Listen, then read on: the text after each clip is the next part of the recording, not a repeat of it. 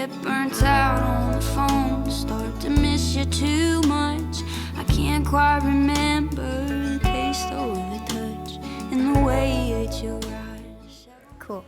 Every time I get into this, I've done this like one other time, as you know. Yeah. And I just want to be like, hi, it's so good to be here. Some Thank you. ASMR. Thank you so much for having me here. It's so good to be here. Welcome to On That Note's first ASMR episode here with AG.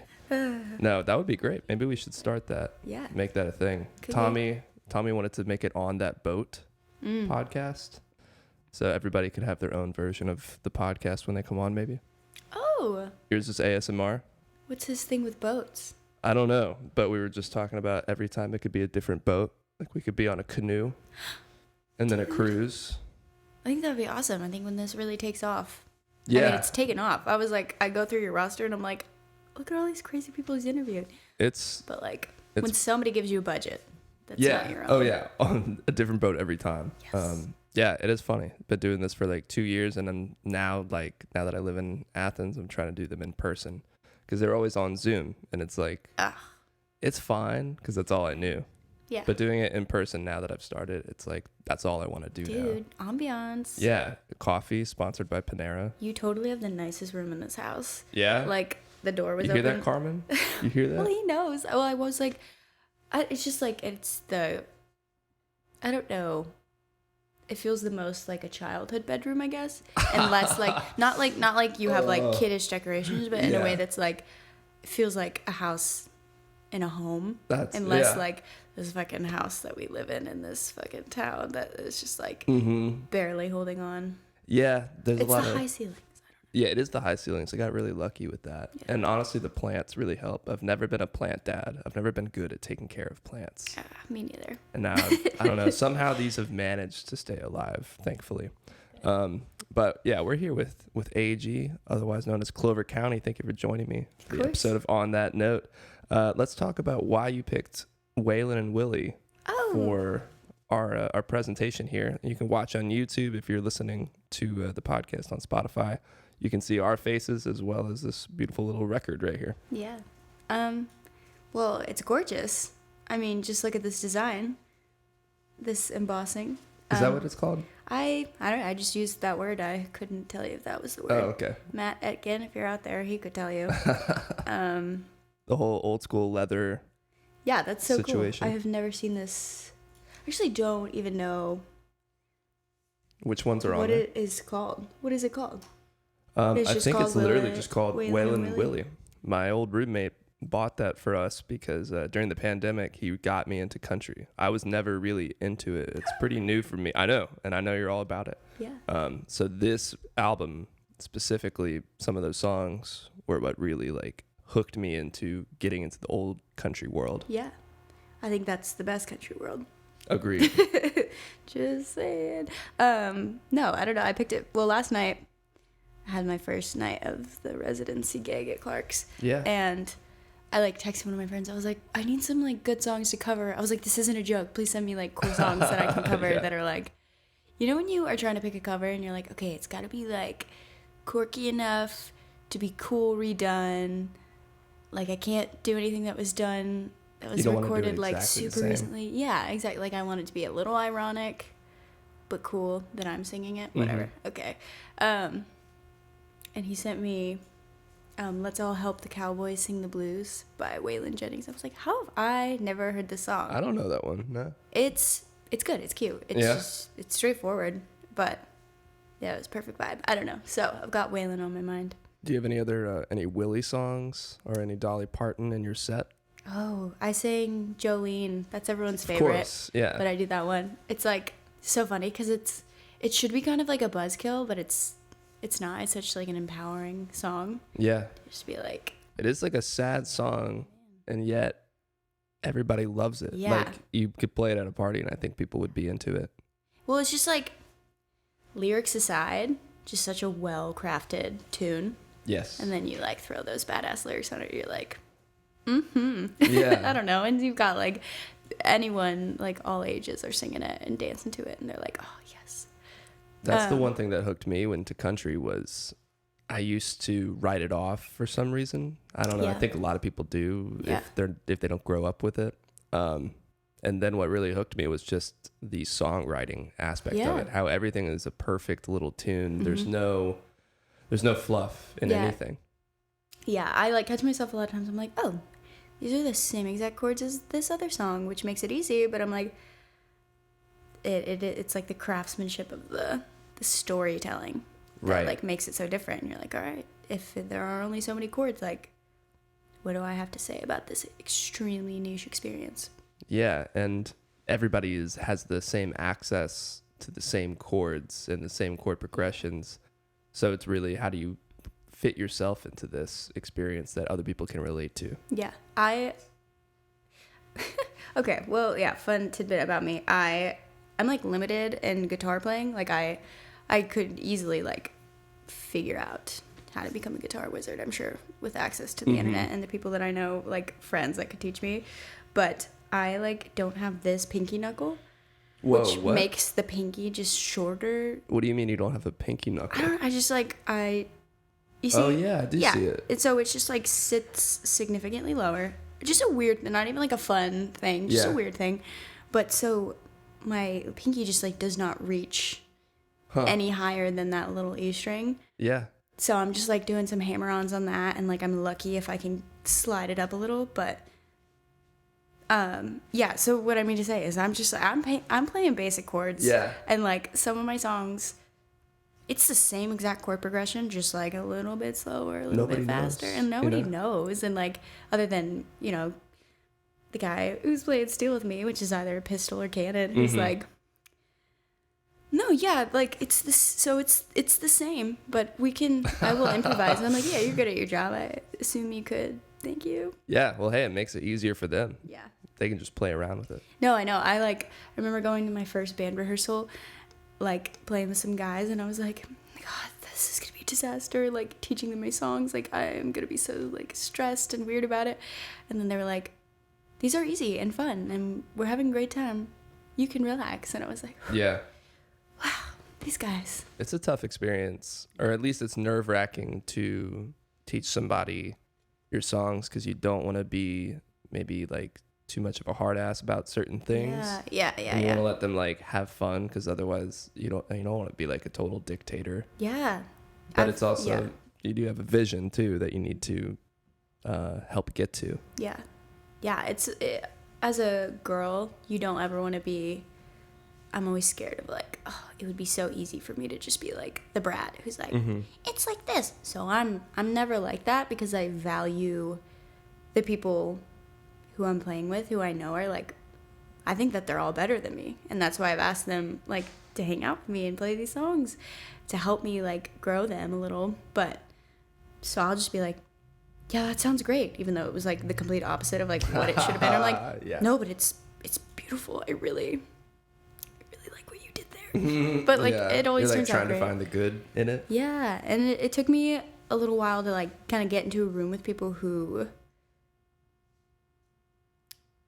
could like add to the songs in the way that they were meant to be heard, because they like saw the vision, they heard the vision, and they saw me instead of just like a blank song that they were like, oh, this is cute, and it's like 4 chords, and but like let's do all this stuff to it, make it different.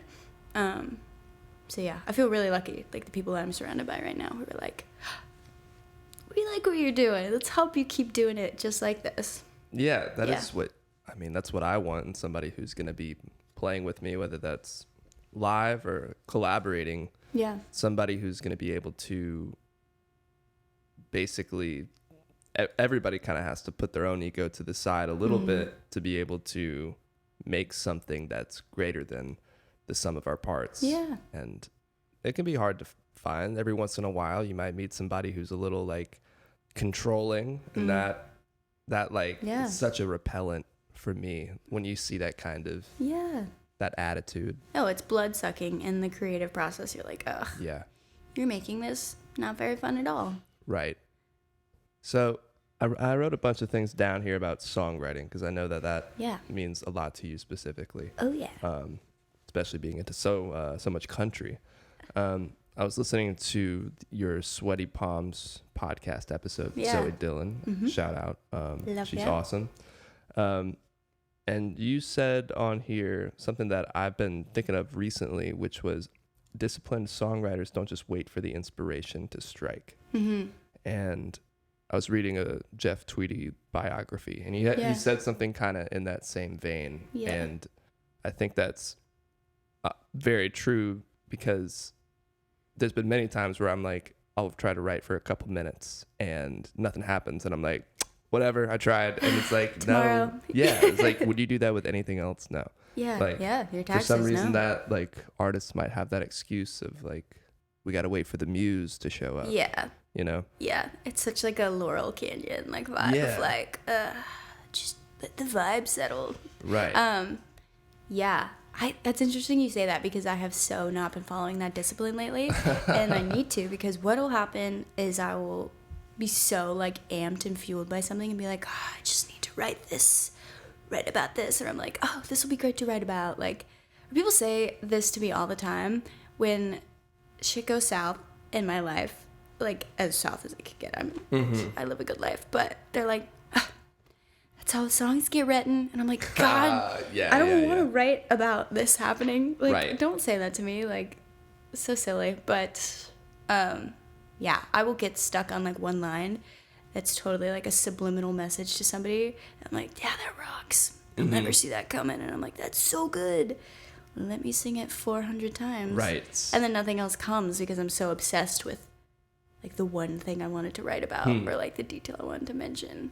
Like one line specifically? Yeah. So I think what goes into my process is taking those one-liners, I guess, and compiling them. And then when I'm in the disciplined mood of like, let's get one done, I'll resort back to that. Like a little a thesaurus? Is that the right word? Maybe. I don't know. Just a little booklet of things to go through to be like, oh yes, I got you. Online. Do you keep a journal of stuff, or do you do it on your phone? I have like, yeah, okay. So I have like 7 different journals. Okay, they all have like a different like wavelength to them or an energy, and I'm like, can't like not write the purple in one that today. I'm like, I can't put good thoughts into that one because then they'll manifest, because that one has some sad energy in it. Oh my God. And then I'm like, okay, this is my like sad one. It's like you got a whole system. Yes. Oh, well, I don't. It's weird. Yeah. I don't mean for it to be that way, but it happens.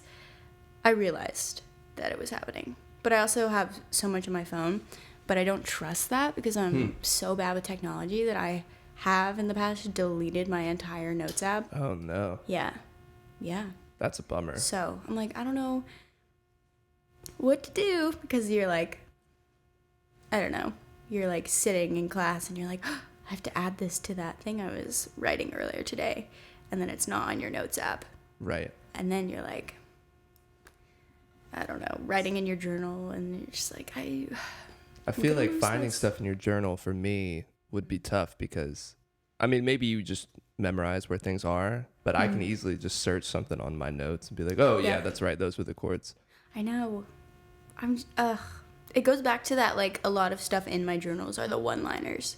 And then when I know I'm, like, sitting down to compile something that I want all together, I'll put it on my computer or my phone. Yeah. What has been maybe the song that you've written in the past that has surprised you the most? Ooh. I think it's Angels on the Red Eye. Okay. Which is one I have performed live a lot, but I have yet to record it or, like, make a demo myself. I remember I played that one for my dad, and he was like, I really like that one. Like, I like that a lot. I was like, okay. Just kind of wrote it in the basement quickly. The whole Angels on the Red Eye idea was, like, just in my head, and I was like, let me get this down.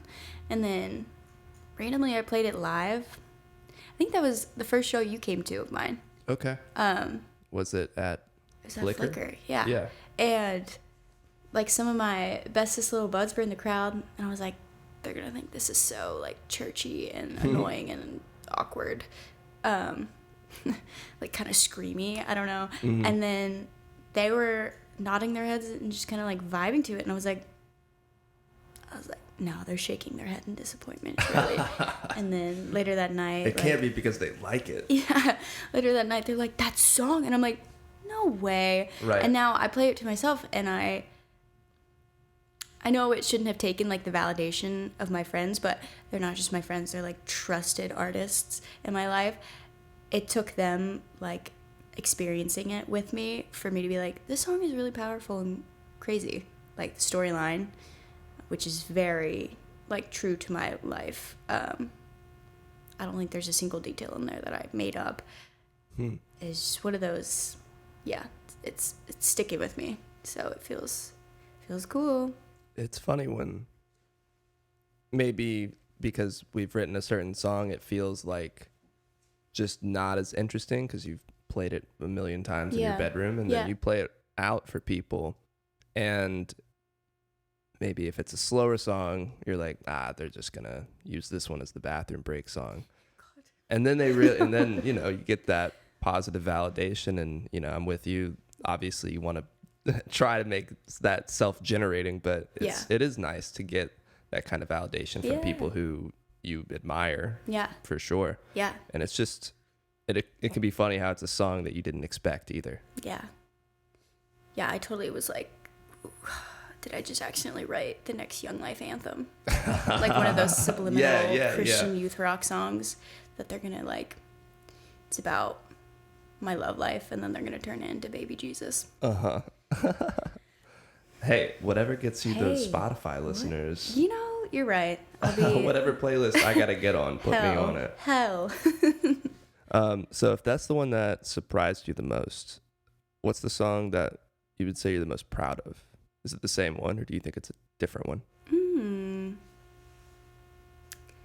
Well, I guess I'm pretty proud of that one, but I think one that I'm more proud of the song Gypsy Disco Queen. I'm proud of it because it was a song that I didn't need the validation for before I played it. Even I like totally. It's a silly, fun song, I always say, but like, I don't know. It's just quirky, and it's like nature, and when I play it, I'm like, okay, someone out there could be like, this is so lame. What is she singing about? Like this witchy girl who wears bedazzled cowgirl boots and has like all these crystals on her hands and like angels in her hair. What?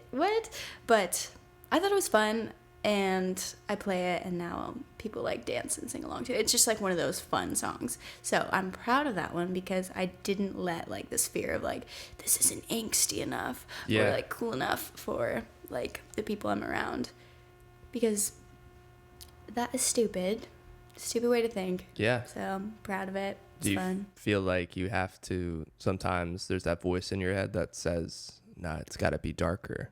Because it's easy to, I don't know, something about being a quote unquote artist. It's like, oh, we got to talk about the dark things that have happened to us or whatever. And I mean, dude, pop songs are just as hard to make, and they're just as, can be more fun depending on what you're going for. Yeah, I know, because for me, everyone has always told me like it's got to be lighter, that I like am too angsty, or like talk about like, I don't know, just dark stuff. Like I have songs called Black Leather Daydreams and Outlaw is kind of dark, like not like twisted, messed up, sad stuff, but just kind of, it's not like sunshine, rainbows, but Gypsy Disco Queen is kind of, it's like spooky, but it's fun spooky, I guess.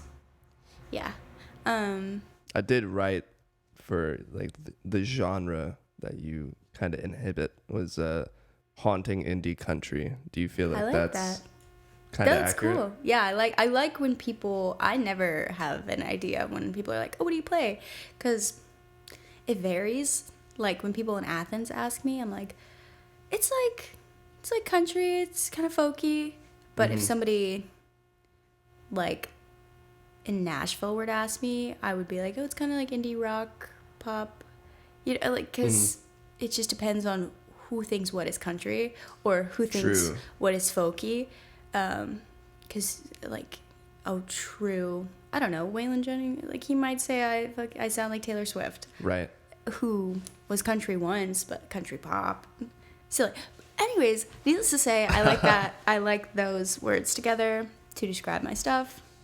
And I always am interested in what people have to say. Yeah, because we always have like a different perspective of what our own thing is. It is nice to get like an unfiltered version of what somebody else thinks it is. Yeah. As long as they're not like, oh, that is what you are. And you're like, well. So maybe. indie rock. Yeah. Whatever that means. Like, sure, man. Whatever you say. Have you been to Nashville much? I was up there right before Christmas. My first, cool. Yeah, weren't you recording with Matt Martin? Yeah, I took a secret little trip. Nice. And just everybody go listen to that episode with Matt Martin. That was earlier last year. Oh yeah.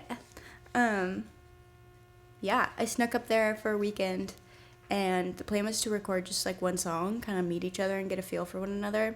I needed to get out of town. He needed to like kind of dust off his studio coming off a tour, and yeah, we just kind of got into connect, and then I was like, okay, let's do this. I guess it was a few months. When did we, like, our first phone call? It was like September, and then I got up there December, and we ended up doing 2 songs. So I have the masters for them now. Yeah. I was like, my first ever masters that I got last week. And I'm just You got them like, last week? Yeah. Nice. We worked quick. Thank you. And I'm like, I don't know how to behave. Like, do I send them to all my friends and get their input? Or, like, am I not supposed to send them to people? Mm-hmm. We're going to cut it in right now. I'm just kidding. I would, if you were to listen to it. A little debut. Yeah. What's kind of the vibe? It's, you tell me. I'm kidding. Yeah. It's like folky.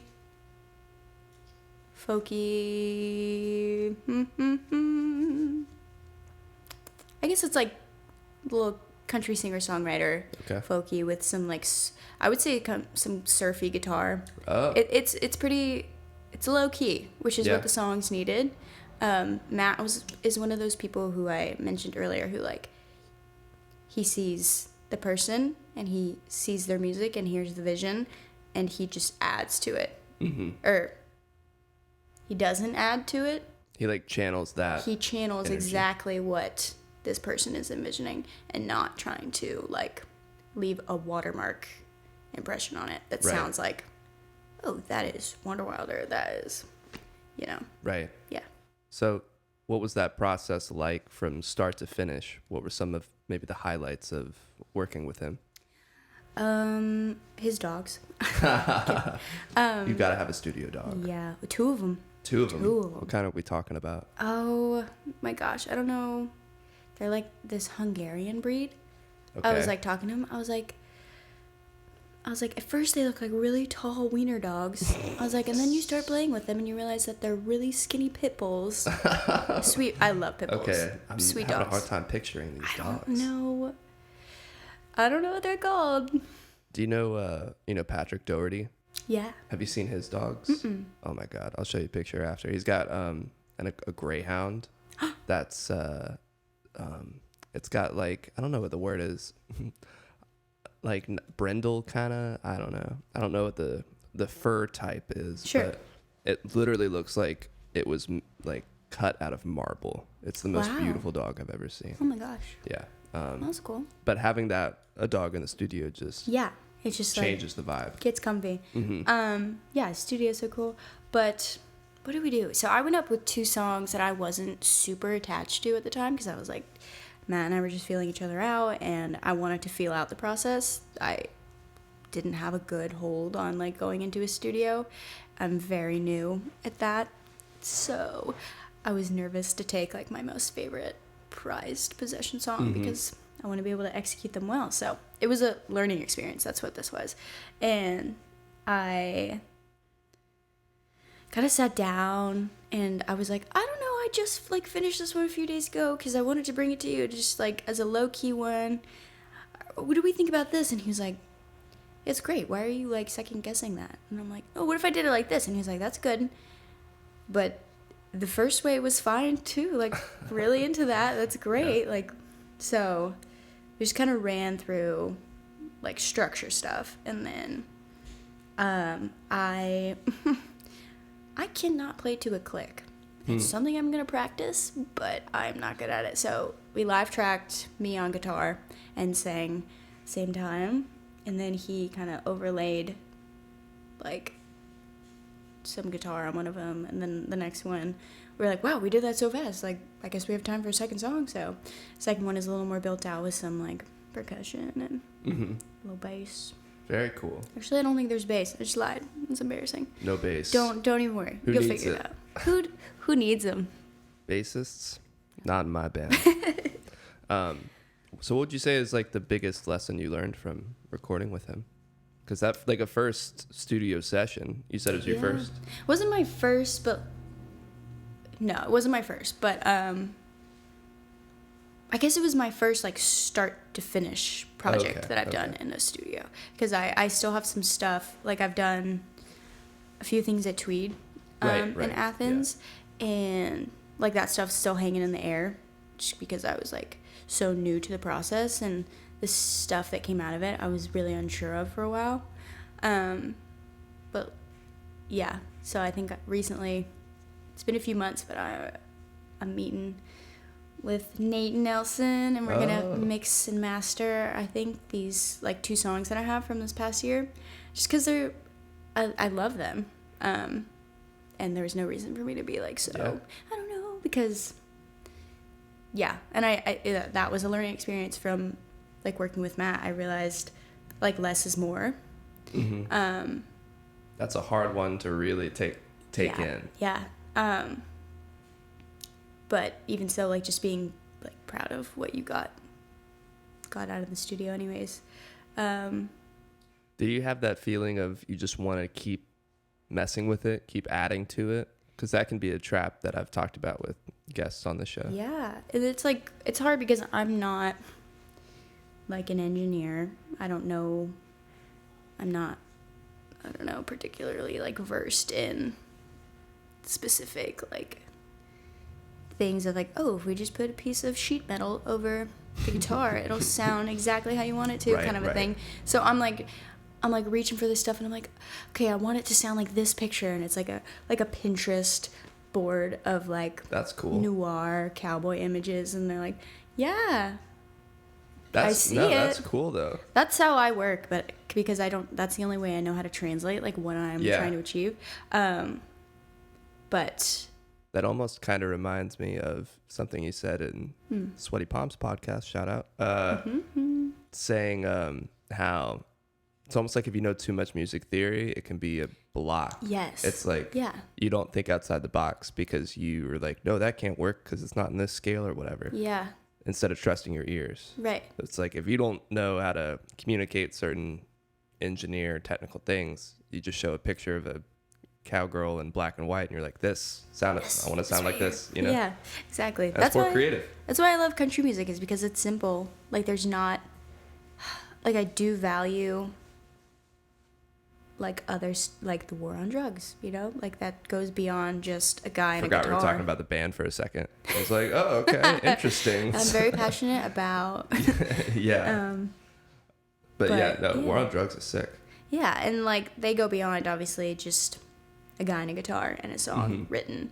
But right now in my life and these songs that I've written, all they really need is just me to sing them. They don't need too much. And it sucks because I told, it was either, I don't know who I told, but I just said it. Okay, cut. So I told someone, I was like, the worst thing to ever happen to me is knowing all these talented, crazy musicians, because I want to ask every single one of them to play these things on these songs. I was like, and then I do, and then sometimes they don't need it, like the songs. Yeah. But I'm like, this is all for me. Just watching you play the piano, having fun. Yeah. It's a curse, man. It's a blessing and a curse. Oh, yeah. You also talked about on that podcast that you get a lot of inspiration from books, which is very interesting to me because I've never been the kind of artist who gets a lot of inspiration for music from other mediums. Like I want to. So what makes a good inspiring book? Like what inspires you from reading something to write a song? I don't know. Like 2 books that come to mind that are very different but have inspired me equally are The Great Gatsby and Braiding Sweetgrass. Okay. I guess it goes into like visual inspiration. Gotcha. Just kind of like what I'm seeing in my head based on what I'm reading, not so much like storyline. That's Great Gatsby, I feel like, just kind of the aesthetic. And then Braiding Sweetgrass is like it blew up. It's so cool, the book. But it's like scientific and poetic. I guess it's newer in the last few years. I think it recently kind of surfaced in like anytime I meet someone and I'm like, this is weird. Have you ever read this book? And they're like, oh yeah. Oh yeah. And I'm like, girl, I knew it. Yeah. I knew it. What's it about? So this doctor, Robin Kimmerer, is that her name? If I'm messing it up, I'm gonna be so embarrassed. But she is like a doctor and professor, and she is also like of indigenous background, and she kind of writes about like she bridges science and poetry and like the beauty of nature and the science of nature and how like those aren't separate. Like science does not kind of take away from like the beauty and spirituality of the natural world. So it's kind of like a biography about her life. But then there's a lot of like scientific info. Yeah. It's very cool. Yeah. So is it kind of like almost like Western ideals mixed with more old school spirituality? I don't even know how to explain it. That's what sucks. Yeah. I haven't picked it up in a while. It. Yes, I can totally give you my copy. And you'll see just like all these words that I have circled and highlighted, because it's just so poetic. And you're like, I'm reading science, but it's so beautiful. Maybe I would have enjoyed science more in school. I think like so. I wish those were the kinds of books that we were reading sooner, and not like these physical science textbooks. Right. Like doing Punnett squares in chemistry. I was not good in school. So No. I wasn't even reading. But was English your favorite? Yeah, it was crushing English. I thought that was no problem. Everybody was crushing English, so I was like, oh, it's not even special because like it's so easy. Duh. Like essay, boom. No problem. And then come to find out, there were like kids that were like, oh, I'm so good at math, but like I'm so bad at writing essays. And I was like, you're bad at that? Like, how could you? Thank God, because I'm really good at that. So it feels good to know that, like... Thank God you're terrible at essays. I feel much better now. Yes, I was one of those awful kids. Someone would be like, what'd you get on that test? And if somebody else was like, I got a 72, I'd be like, thank God, because I got a 64. Right. I was you like, just tell them whatever. Yeah, and then kids are like, I got a 92, I'm bummed. And I was like, okay, I got a 43. Dude, the worst was the kids that would be like, oh, I can't believe I got a 92. And you're like, dude, I was so you close. got an A. Chill. Yeah. Chill. Are you kidding me right now? What I would do to go home and tell my mom. God, calculus was like the death of me. They wouldn't even let me take that. Good. They You don't need created it. a 3rd year of algebra for me to take. Wow. Yeah. That's impressive. Yeah. Algebra was no joke either. Yeah. There were like 4 kids in the class. They were like, congrats. I would rather do that. I would definitely take that. I tried to get out of calculus because I was so bad at it. And they were like, no, you've already done a semester. You have to like finish it off. No, I could never. I'm like in this class right now for my advertising major, and it's like media data, and I so badly want to be good at this class. Day 1, homework was like, it was literally called remedial math, and I was like, oh, gross. I was like, no. You're like, we all know that's not this why wasn't I'm supposed here. to be this way. Right. Are you towards the end of your time at UGA? Yeah, I'm at the end of my junior year. Okay. I transferred and took like a semester off, so I'm like a year behind where I like should be. But everyone took time during COVID, I feel like. So yeah. And you're in the MBUS program? Yeah. Cool. So what's your experience with that? I know I've had Canon on and we've talked about it before. Yeah. So like, what's your thoughts on MBus? And if somebody was thinking about it, what would you tell them to expect going into it? Well, it was during COVID that I was at a whole different college in Birmingham, and COVID happened and I did not have the money, or like I couldn't even get the amount of loans I needed to stay at the school. So I was looking at places to transfer, and I think I was like, I'll never make it in psychology. I need to transfer to something businessy. So I was looking at marketing. Something led me down a rabbit hole on UJ's website to MBus, and I was like, this is not a thing. Mm-hmm. I was like, what? I was like, okay, well, surely this is my calling. Yeah. And I was like, and I need to apply immediately. And I got into UJ during COVID. Didn't tell anybody I was applying because I was like, what if I don't get it? That's embarrassing. So, sometimes it's best to just not tell anybody. Exactly. Like that. I realized that. Like, things, so much, like a lot less pressure on yourself when you just are doing things You for also yourself. don't need other people's opinions. Hell no. At the beginning of that, you know. Oh, no. It's easier to just be like, hey, I got in. Yeah. As opposed to be like, I'm going to apply. And they're like, really? Really? Do you want to do that? Yeah. Yeah. What about? Exactly. Exactly. Yeah, I'm with you. But so MBus was the biggest reason, the reason that I transferred to UGA and came to Athens. Had no idea this like music scene that I was stepping into. I just thought it was like, okay, so I'll go to Athens and then I'll go to Nashville or something. I got here and I was like, I'm gonna be here a while. I was like, I'm gonna be here for a long time. So it's been really cool.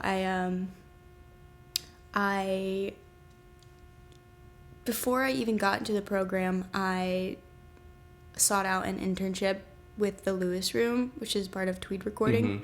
And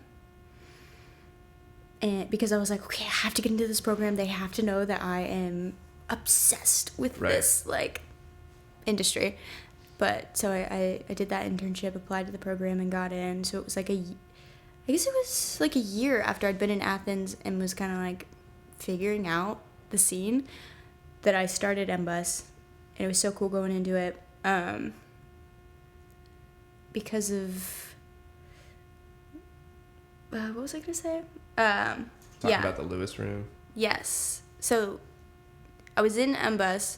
They were like, okay, you guys need to have an internship for your first semester. And I was like, oh, what will I do? They give you this like long list of them. And I applied to a few of them. Turned out my intern like boss, Taylor Rogers, worked at New West Records, like in their warehouse, before he worked at Lewis Room. And I think I asked him for like a letter of recommendation or something, just like he was my reference for when I was applying to New West Records to be like a project coordination intern, like audio intern. And yeah, so I secured that internship, which was crazy, like because of MBus and because of Lewis Room, and that has like changed my life. In what ways? Like the people I've met, it's so easy to get jaded about the industry, but you meet people like the ones that are working at New West here in Athens, and you're like, you guys make this so special and fun, and that we can all be really good guys and help people achieve their dreams.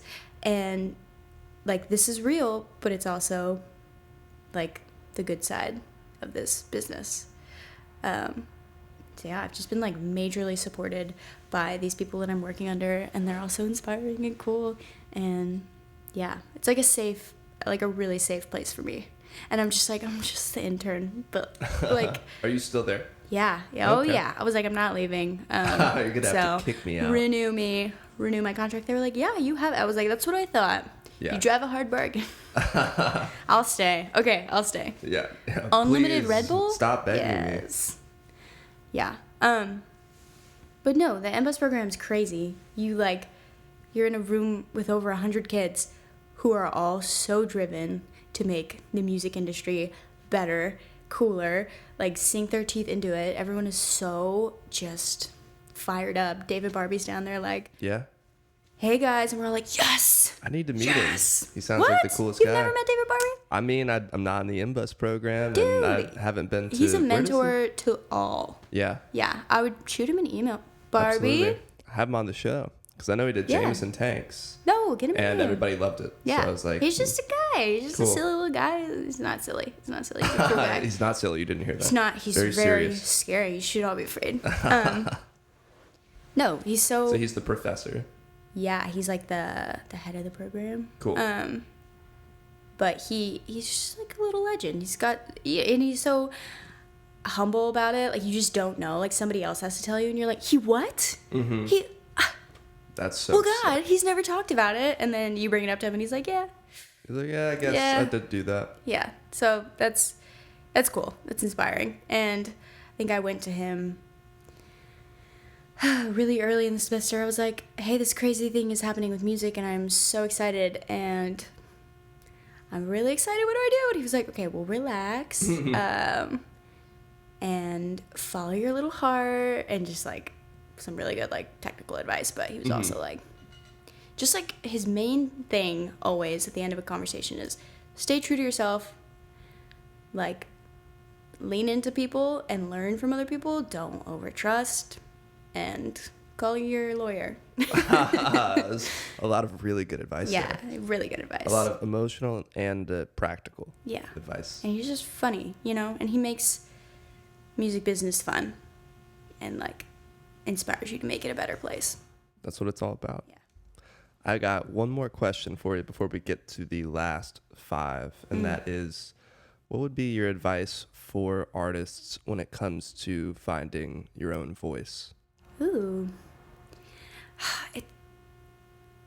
I hate to say it, my voice I truly found when I was the most isolated I'd ever been, which was literally isolation, which was COVID quarantine. I had to like leave the college I was at, and I moved back in with my parents for like a little over a year, and like that was a super luxurious thing that I got to do because my parents were so scared of COVID, and like we have like some immunocompromised folks in my family, so I was like, of course, gonna keep everybody safe. And so that meant I got to spend a lot of time just in my basement writing songs, reading books, watching movies, away from any sort of judgment.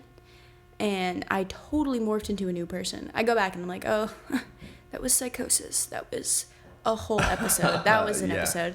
But I'm glad, whether it was an episode or not, that I like... You come out of it with a different perspective. Yeah, for sure. like spiritually, emotionally, physically, just a whole different person. And I think that's really important, is to spend so much time alone. It's a weird balance between spending time alone and really honing your craft, as cheesy as that is to say, in like your own way, and then also on the flip side of that, getting to meet other people and collaborate and get other perspectives. Yeah. And it's like, it's really a balance. Yeah, it is. Because it's so cool to spend time with other musicians or other friends, but I will catch myself being like, oh, so-and-so will think like that's a weird thing to write about, or like, oh, it needs to be, just subconsciously, I'm not even thinking about it. I'm like, oh, this is me trying to channel this person's like kind of vibe, hoping they might like it. Yeah. But it's it's the very songs that I wrote in my basement thinking nobody would ever hear them, like Gypsy Disco Queen and Outlaw, that I'm proudest of, that are just most authentically me, because they were so far away from anybody else's like perception. It was just me. So Pure. yeah, they were untainted. It's nice to get both, Yeah, the for ones sure. where you're like, no, I know this is special, I'm gonna protect it. Yeah. And then some where you're like, I kind of know where I'm going, but it'd be nice to get another opinion. Yeah, for sure. Do you have any songs that you know are going to come out soon that you want to promote on the podcast here? Any announcements or anything? No Let's pressure. see. When will this come out? Probably next week. Oh, wow. Oh, my gosh. Well, I'll still be Quick at turnaround. Clark's. Yeah, I'll still be at Clark's downtown next to the Georgia Theater. Yep. Every Thursday, Clark's Every Collective. Thursday. I guess this will be out before Valentine's Day, right? Yes. So we'll be doing a Valentine's Day show. Nice. And I'm playing a ton of original songs just because I'm bad at memorizing other people's songs. So I'm forced to play my own. Yeah. I have these 2 songs that I've recorded with Matt that we're really stoked about. And I don't know when they're coming out. Don't have a plan. But they're coming. Eventually.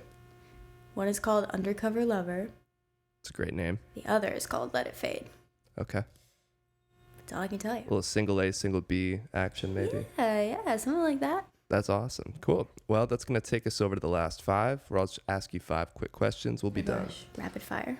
Rapid fire. You know, I used to call it the fast 5, and then we would spend like 15 minutes talking about one question. Sure. So it doesn't have to be That's me. I get super that. fast. Yeah, we get distracted. Super Number 1, in the studio, we're playing live. Playing live. No question. Even 2-hour cover sets. Even 2 hours. Wow. Yeah. That would be tough for me. I leave the studio.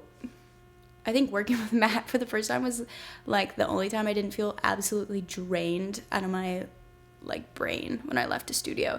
Just as I'm just a noob. I'm still learning.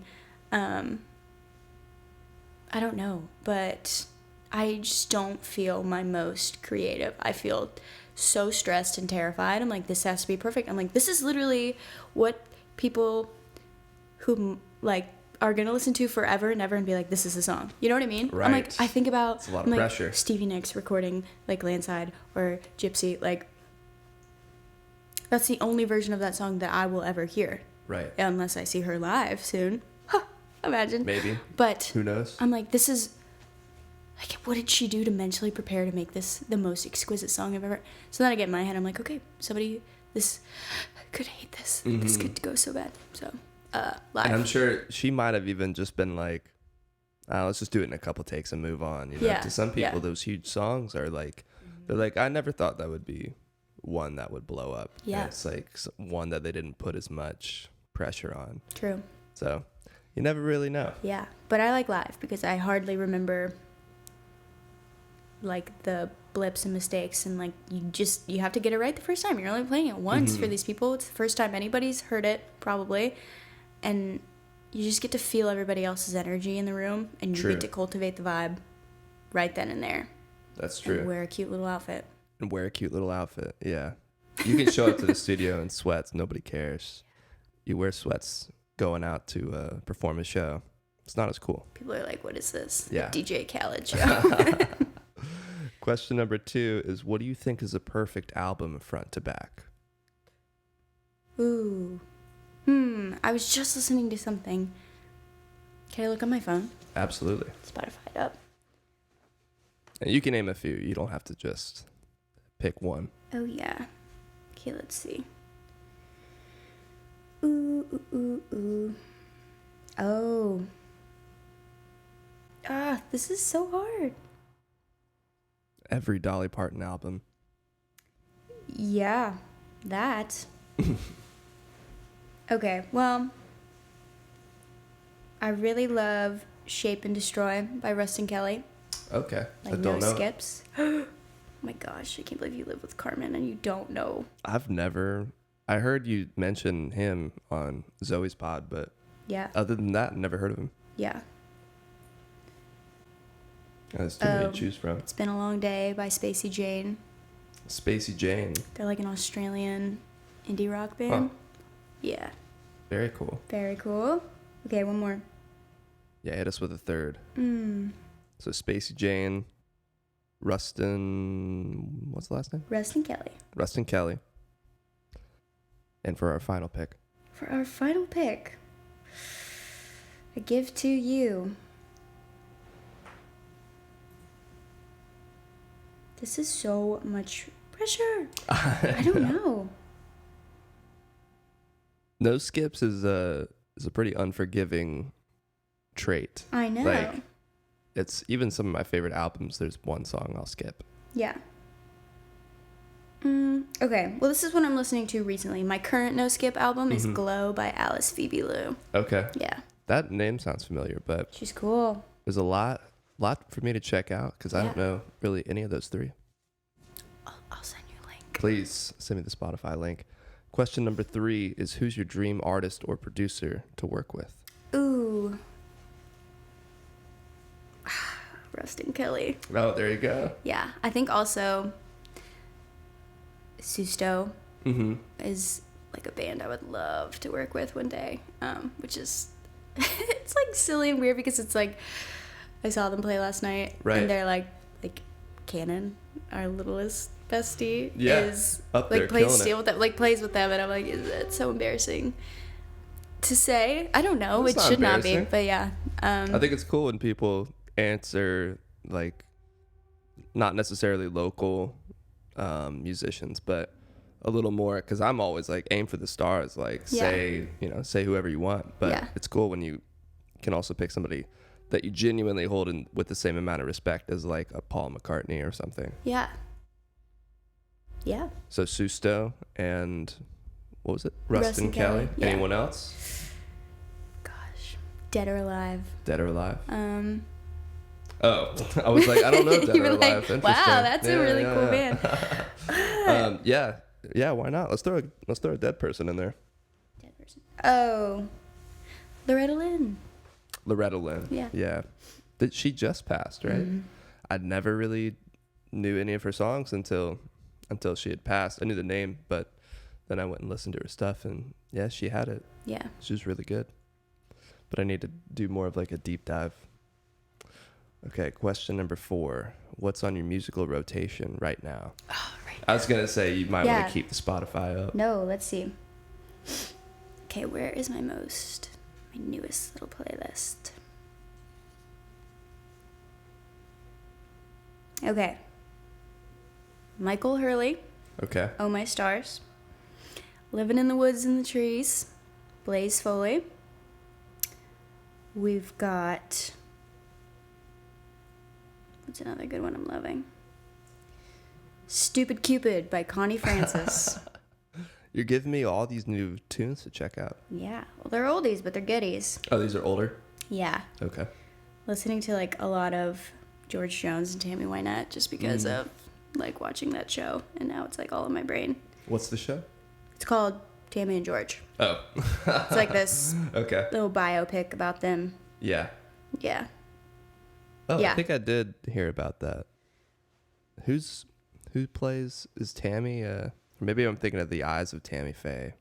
That's something else, never mind.